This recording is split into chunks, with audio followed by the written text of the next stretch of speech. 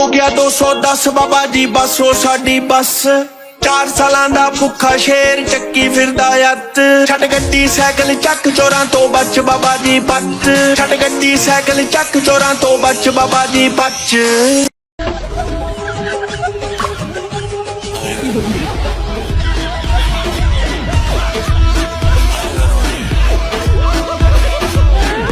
पाकिस्तान दे विच ना हर चीज़ दा time change हो सकता है। फ्लाइटां दा टाइम चेंज हो सकता है, अजाना दा टाइम चेंज हो सकता है, जुम्मे दा टाइम चेंज हो सकता है।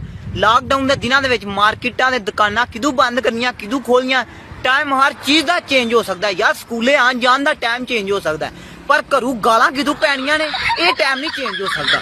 ये 24 घंटे नैट पैकेज सर्विस लगी रहिंदी है, इन्हां दी सर्विस कदी जांदी भी नहीं है। जदों वेखो कॉल करन दे तां भी सर्विस।